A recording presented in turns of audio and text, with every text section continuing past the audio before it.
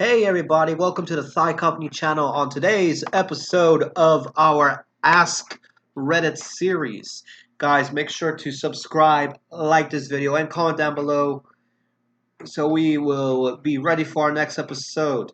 So today's episode is, what do you own a ridiculous amount of? Empty boxes from ordering stuff. I'm taking them to recycling as soon as I decide I'm not going to use them. I was so bad with boxes, and with three people in our house, we were getting a lot of boxes built up.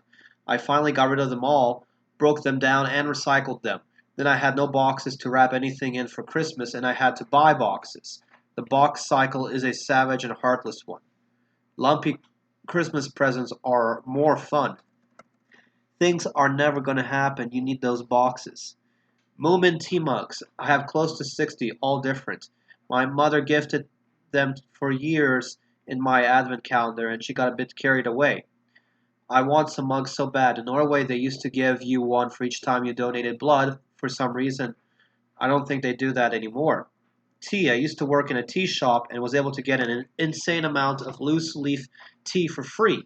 I literally have a cupboard of nothing but different flavors of loose leaf teas. Hundreds of dollars worth of teas for my own drinking pleasure. I probably have close to 40 different flavors, all in their own happy little tins awaiting for the day I think, yes, a pure green tea sounds perfect today. Edit, I never thought my love of tea would ever get me so bored, thank you kindly. I literally have a cupboard of nothing but different flavors of loose leaf tea. That sounds like a paradise. Do you happen to have a peach and ginger black tea? Aside from Earl Grey, that's my favorite. Sadly, my body does not process ginger well. I am so completely gingerless. I do have a peach herbal that I like to mix with my pure black tea sporadically. Houseplants. It's always hard to stop buying or trading them or just propagating them and making more. Surprised I had to scroll down so far to find this. I'm in the same boat. Haven't counted them in a while, but I must be pushing around 150 houseplants. The pros and cons of houseplants is they tend to multiply even if you don't buy more.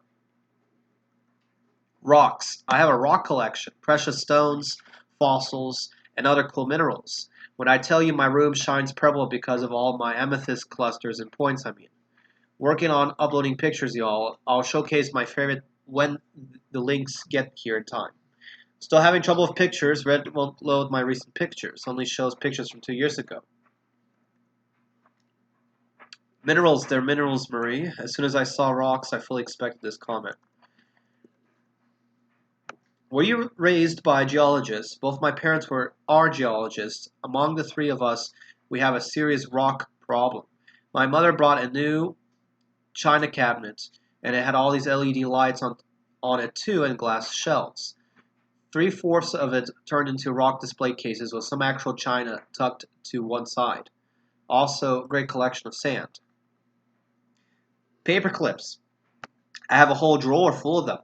Where do they even come from? Paper clips coming inbound are all clipped. Papers outbound don't need to be clips.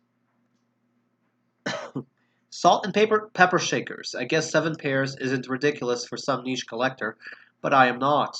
But where do they all come from? I have cows, sugar skulls, goats. I don't need to shake that much salt and pepper. My mom used to have a large collection. I'm taking shelves full of them. We occasionally swap the boring ones from the table with a fun set, but they were mostly just on display. Crafting supplies. I'm a serial crafter in that I like to get really into a crafting hobby for a period of time, could be months, years, or sometimes just weeks. And then I move on to the next craft. I usually buy supplies for that hobby as though it were to be a lifelong passion. I'm also an inspirational crafter. I see the potential in raw materials which forces me to buy said raw materials. But then I get lazy and the project never comes to fruition. In short, I have two separate hobbies, collecting crafting supplies and crafting. Same answer here. It doesn't help me that I work at a craft store, so I see other people's crafts, get inspired, tell myself my discount makes it worth it, and my depression won't stop me from doing anything creative when I get home. Yet here I am with so many unfinished projects. I still have a little piece of the inspiration for them. I just have to get around to the motivation part. The real struggle, my mom's craft room just got more UFOs than Roswell. So much the very same, we should form a support club here. I'm guessing at least one of your crafts involve yarn. I hear using yarn and collecting yarn are two different hobbies so often.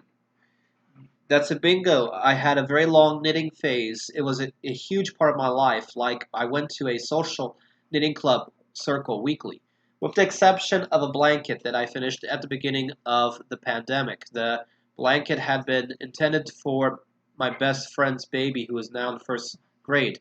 I haven't knit anything in years, but I still have a ton of yarn, just in case. Time to pick up a new hobby, crochet. I say this as crocheting is something I just discovered yesterday, and I have more of a box of yarn stashed all over than I thought.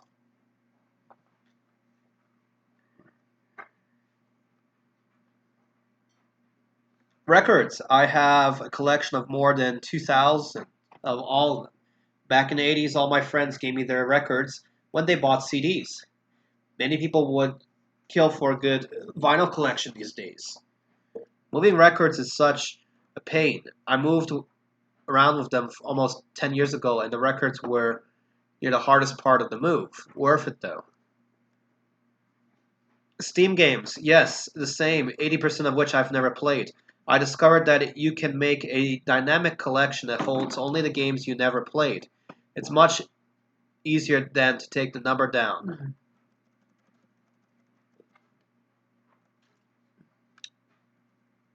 Preach. On a lark, I put a bid on the European history section of a library in a university that was shutting down. Somehow I won. I got rid of two-thirds of them since you only need, say, two books at most about the Crimean War. I still have hundreds and hundreds. Here's the rub, though. I write history and teach history. They have been a godsend when I'm up in the middle of the night, can't figure out how to connect Fenianism to the American Civil War through a European perspective. And then I start pulling books on the Second Empire. Well, a full library of European history is a dream. I wonder if these kinds of sales happen often, or if you just manage to hit the lottery. Looks at the mattress bag full of old Star Wars novels. Yeah, I should probably be doing something since we're moving in a few weeks. Cables. There's an unwritten law of the universe. If you throw away a cable, you need it within the next month. Similar to the law if you see random objects just laying around until you actually need them. Then they're nowhere to be found. Sucks when building with Legos, trust me, I know. Alright guys, well thank you all for watching. Make sure to subscribe, like this video, and comment down below if your future suggestions for future videos. And we will see you all next time. Thank you guys, and peace out.